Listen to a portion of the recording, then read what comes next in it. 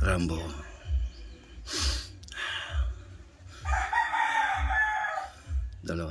tatlo na lang tayo magkasama dito. Tayo ni Mingming, iniwan mo pa kami. Hindi ko alam kung anong dahilan, kung anong sakit mo. Bigla ka na lang nanghina at ayaw kumain.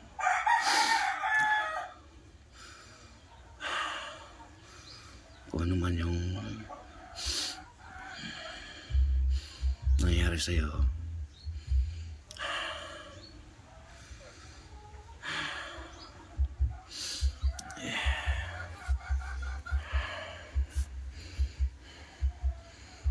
kung may gumawa man sa'yo na hindi maganda, ipasa Diyos na lang natin.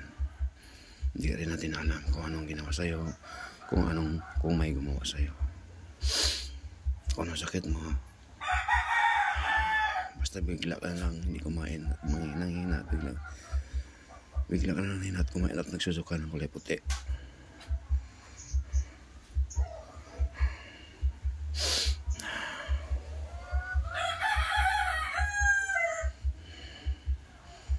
Na walang nilalabas na suka, kundi tubig lang at saka kulay puti na suka bumubula. Kulay puti na suka na bumubula. Rambo,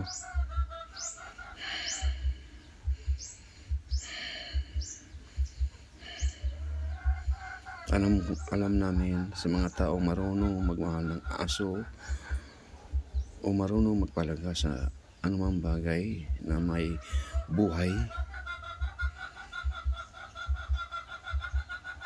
Ako yun. At marami pang iba. Yung hindi marunong nagpapalaga ng aso, hindi na alam yun. Na ang tao at ang anumang klaseng hayop ay isang klase tulad ng aso. Dahil lahat ng bagay nandito sa mundo nilalang ng Espiritu Santo. Kaya ano man ang nangyari sa'yo, bahala ng Diyos. Rambo.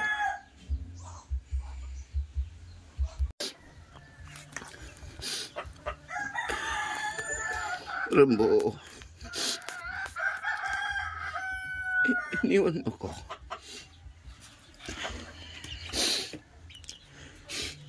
Dalawa na lang kami ni Mingming. Iniwan mo ko. Rambo.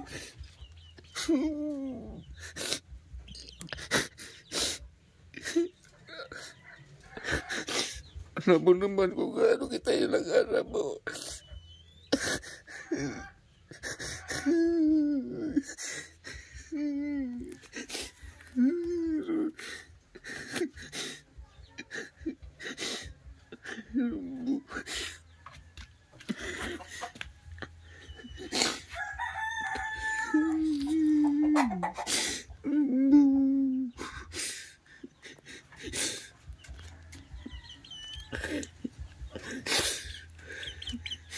Iniwan mo ako, Rambo.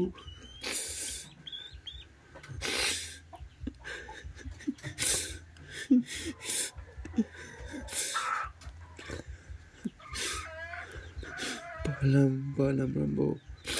Paalam.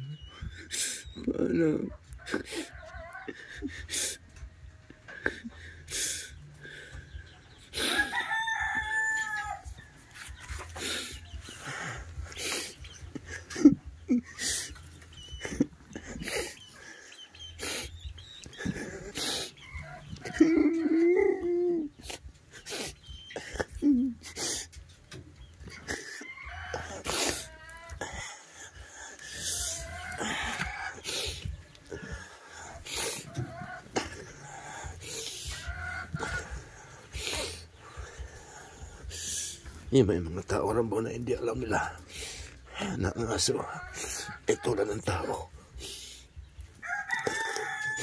Ano mang nilalang sa bundo ay katulad ng isang tao.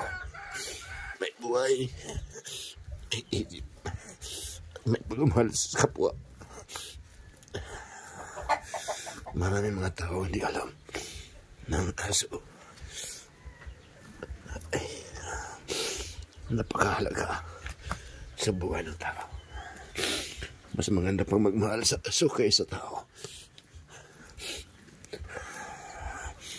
Dahil ang aso, kahit pinagalitan mo, hindi magtanim ng sama loob. Pero ang aso, pero ang tao, itama mo, mali ka pa rin. At sisihin ka pa.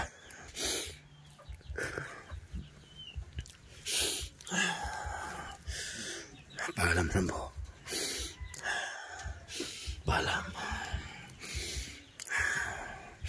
Alam kong nasa mabuti ka ng ay angel ka pa. Angel ka pa, Rambo. Mahal ka pa ng Diyos.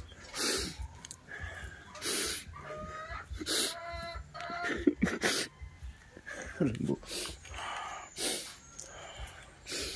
Rambo.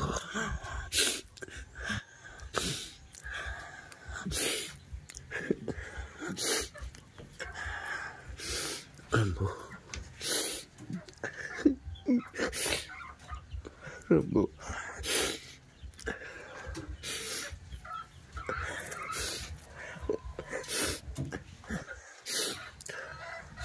Wala na akong lamingin sa gabi.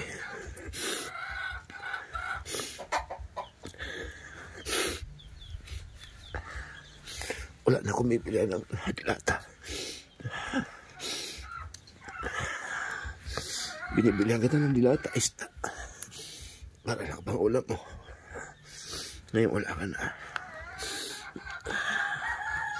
Si Mingming na lang kasama ko.